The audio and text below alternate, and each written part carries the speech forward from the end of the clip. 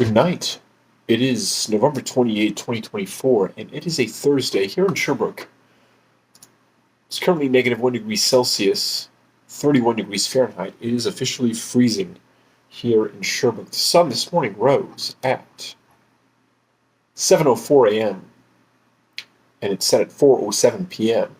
It is 9 hours and 3 minutes of sunlight. I wonder when we're going to get less than 9 hours of sunlight, but I will admit to my intentions here. One of the reasons why I'm coming back after a short period away, where just these weather reports have been very low in my priorities, is that I have to talk about the days getting shorter, but approaching the winter solstice. Well, it turns out I am playing a show in Sherbrooke, Quebec, Canada, at La Petite Boîte Noire on December 21st, which is the winter solstice, the shortest day of the year. And there's basically a situation that is forcing me to do more promotion than usual, which is a positive thing. I'm usually not good at promoting my shows or my music because I have low self-esteem, and I'm always afraid that the show's not going to be good. And because my self-esteem is also inextricably tied, I mean, not inextricably, but definitely is like very entangled in um, the perception that I want other people to have of me as a good performer. But then the shows end up being good, or at least, some people tell me. Um, so I'm playing on December 21st. It's just that now what happened is that there's some miscommunication, some last minute stuff. Okay, so there's a show by a band called Plum Pudding that was canceled. And so it was a previously canceled show that was supposed to happen last summer or spring, where I'd been asked by the opening band, Storson, to do a show, and then I said no because I knew I was going to go to rehab soon. I just didn't know when. It's a good thing I said no because ended up going to rehab, but then that show ended up being canceled. So I'm thinking that when the Plum Pudding show got canceled, well, then the director of it doesn't really matter. But basically, so the poster that came out for the um, for the shows that are coming in December has the oh yeah, okay, well, I have to explain. Okay, so when I said I couldn't do the show, they had asked another band to play. So it's still someone was going to open, and then this other band was going to be a headliner. But then that show got canceled, right?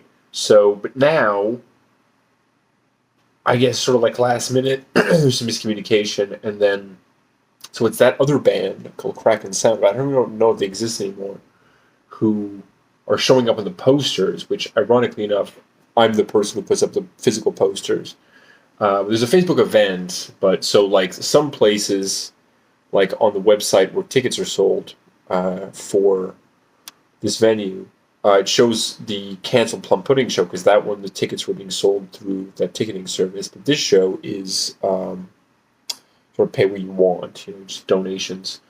It's not showing up there, so there's a place where it says Plum Pudding, which is not happening. And then on the poster it says Crack and Sound, and still some of Crack and Sound are not playing. It's Daniel Cowman that's playing. And so I would like to promote this right now. If you are in Sherbrooke, Quebec, Canada, or are planning on swinging by Sherbrooke, Quebec, Canada, I'm playing this show. It's going to be fun, trying to get organized. Going to be some musicians that I've not played with before. It's going to be very fun. Got some musicians that I have not, or at least one musician that I've not played with for a long time. Actually, that's false because he sang a song at the last show. But anyway, it's going to be fun. We're going to play for a long time, comparatively to last time, which was about 35 minutes. We're playing for like an hour, which is nice. And we playing some songs that we haven't played in a while, and also playing a song that I believe I'm going to try to play a song or two that we've never played before. It's going to be cool, but I have to promote this. I have to start being annoying on social media. Uh, Today is Thanksgiving in the United States, so I'm going to talk about the band Thanksgiving, Adrian Orange, and bring you into some lo-fi, some like early 2000s lo-fi folk drama. Not drama, but like inside baseball. Um, and, usually every year on Thanksgiving, either the Canadian one, which is in October, or the US one, which is today, try to listen to Thanksgiving because I like Thanksgiving a lot, and just the changing of the seasons and it's starting to get cold. Uh, I find that Thanksgiving and the sort of like lo-fi, melancholy um, aspects of his music, the rawness of it, um, just works really well with the changing of the season. But also, I read an interview with Phil Elverum of who is Mount Erie and who is the Microphones. Put out a new album recently, which is really good. And he talked about songs that he liked. He had May 11 by Eric Stripp from Love Terror, which is a fantastic song from a fantastic record. And feel it just bums me out that I've met Julie Doiron of Eric Stripp, who is one of my favorite artists.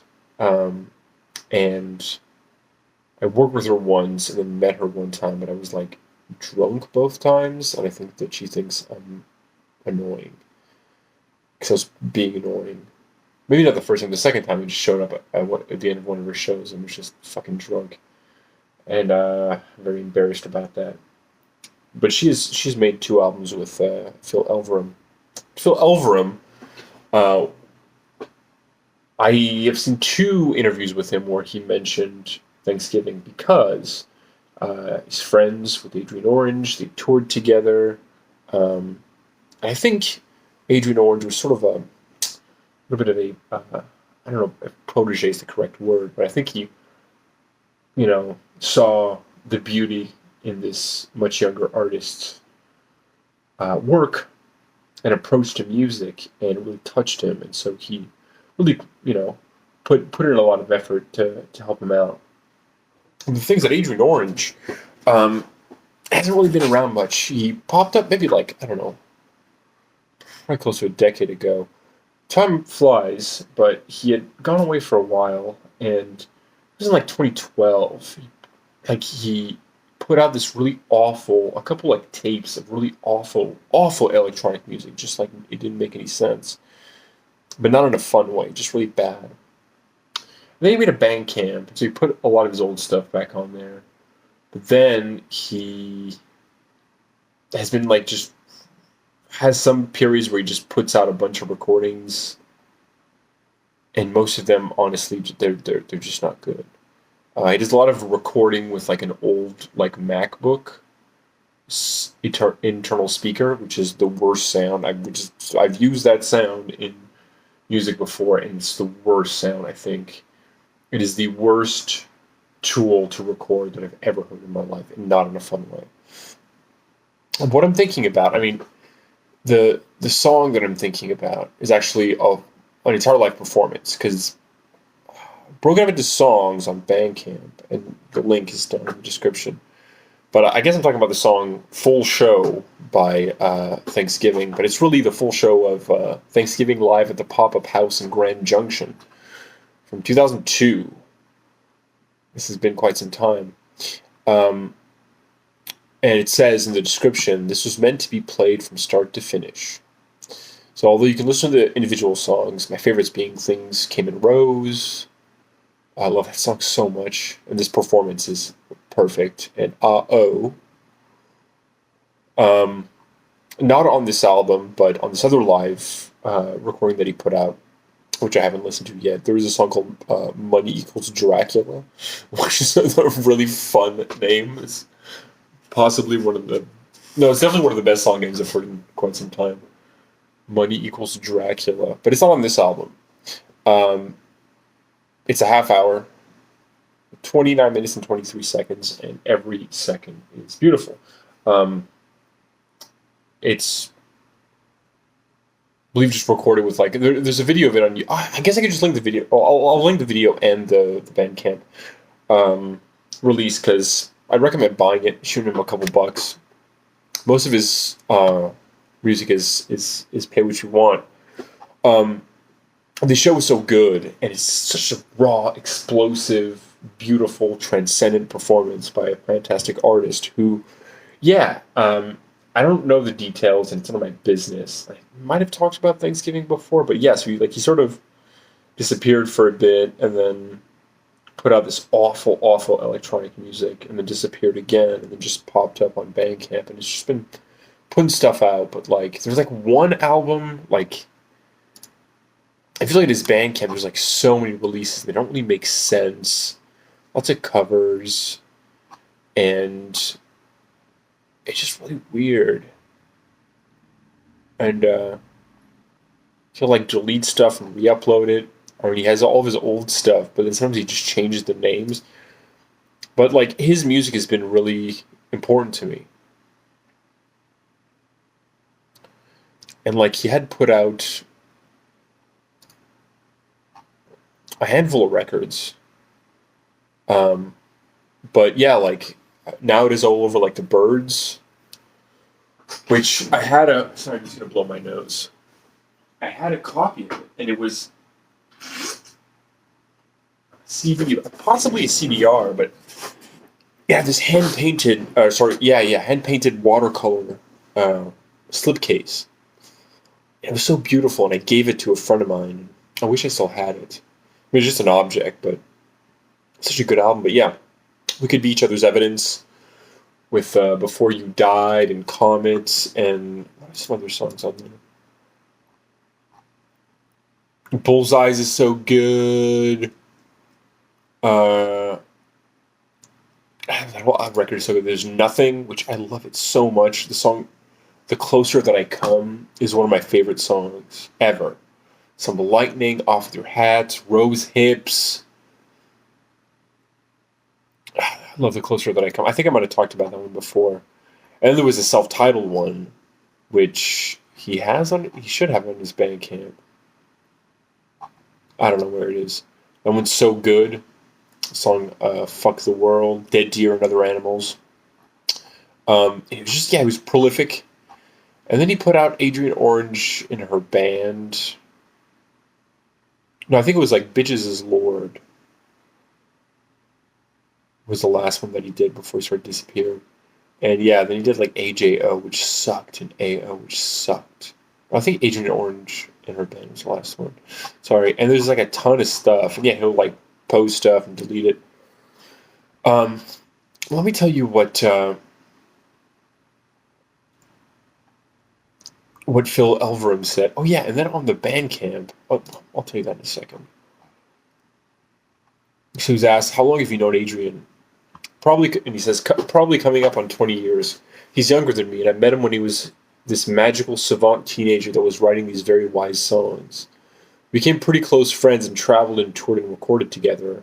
And then he's got some pretty major mental health problems, so we've not been in touch in a substantial way for a long time. But his music is still my favorite. It's crazy thinking about the role of dormant mental illness before it comes out, and how that might fuel an artistic vision. It seems like there's a common thing throughout history. I was at an art museum recently, and they had this Vincent van Gogh painting of irises. And I just started crying because I was thinking about my friend Adrian and his mental illness and artistic genius. So I don't know. I don't know if that's true. But yeah, Adrian Orange pretty clearly has some issues. Yeah, I read some stuff on some forums. Sorry, it feels weird talking about this guy that I don't know. But he's such a good artist, and yeah, I read these forum posts of people who saw him on his last tour. I think he might have played a couple shows since then. This was over 10 years ago. Probably 12, 13 years ago. And he said yeah, he's doing a lot of drugs, and he seemed totally out of it. Or I don't know if they knew if he was on drugs or it looked like he was on drugs. It's clearly somebody who's got he's got some issues, and it's just sad.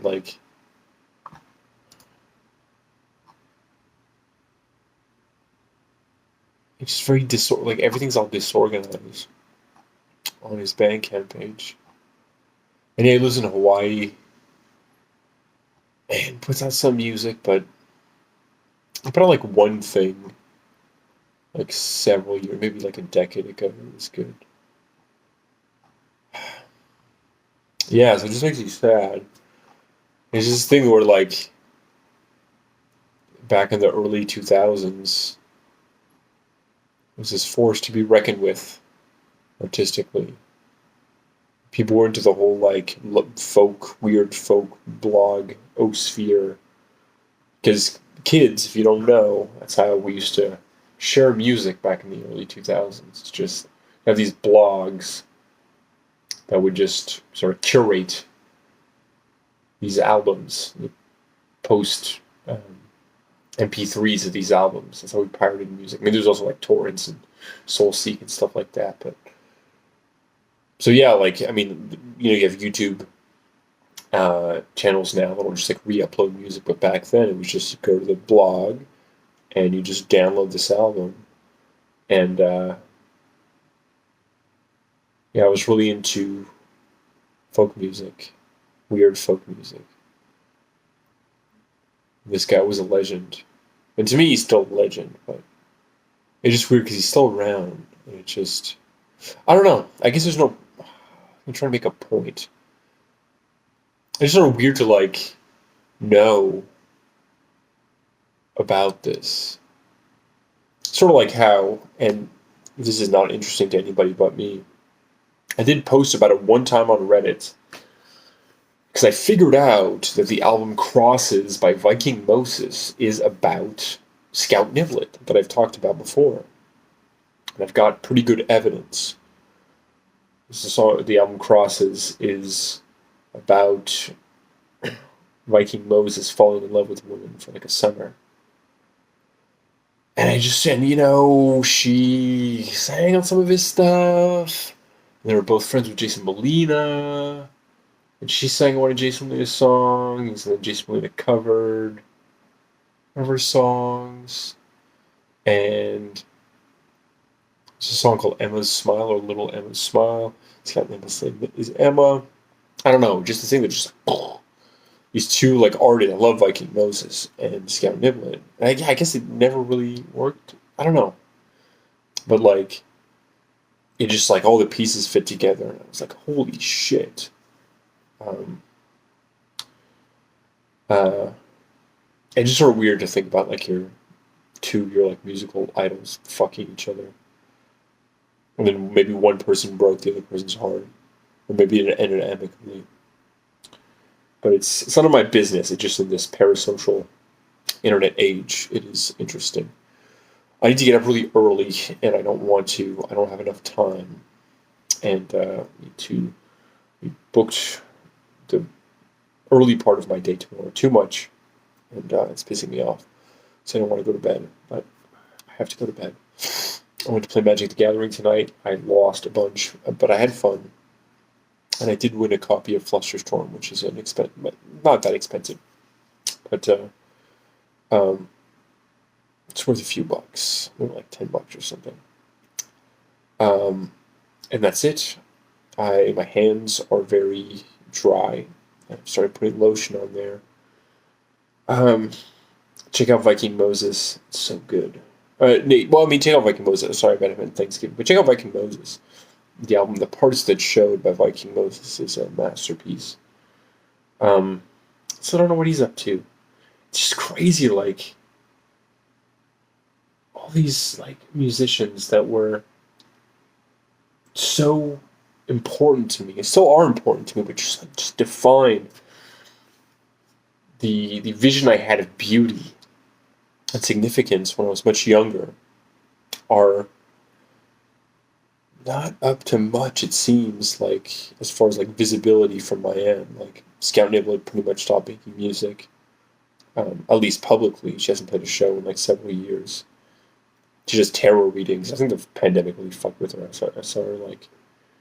Well, Scout Niblet, like, I've talked about it before, like, the last album she put out, like, which is this very bitter, very, very bitter album about heartbreak, to the point where it's like, even as a fan, I was like, damn, like it's just bitter. And yeah, I was friends with her on Facebook, and like, not that there's like a flex or anything.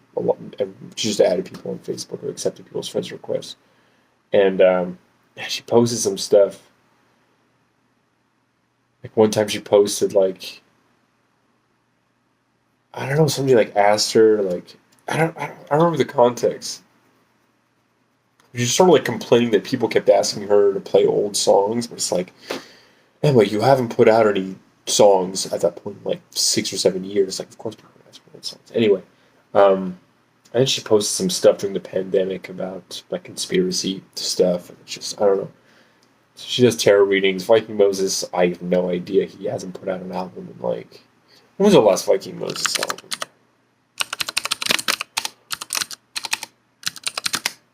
I did not like it that much. He's probably still on tour. Cruel Child. No, that was 2019. It went like 2014 to 2019. Um, okay, no, he's still on tour. Nice. Oh yeah, he plays shows. Never mind. Never mind. Um, Jason Moon is dead. Joanna Newsom is still making music, just slowly. Uh, yeah. Anyway, I guess I had more of a point. Just makes me sad. And I don't know this guy, just like Thanksgiving, but watch his performance. It's so good. And I mean, I guess, yeah, I feel sort of bad just like focusing in on the fact that he's got some problems. And I guess I regret that. And what I think is better to focus on is the work that he's done. I guess I'm just sad because like I wish we could get more of that, but we can't. And he's a human being. I feel like I'm sort of like reduced this human being to like the art that he put out, which is not cool. It's not cool. I'm sorry. Um, yeah, I'm just gonna go. Later tonight, it's gonna be probably the same as it was. Yep. Oh no, it's gonna. Oh yeah, it's gonna be the same. Past 11 o'clock. Cold and wet. It's not like that cold, but the snow comes down and melts immediately. Um, I need to get activated on planning for this show. It's gonna be okay. Gonna be fine. Just need to go to bed. All right, everyone. Have a great night.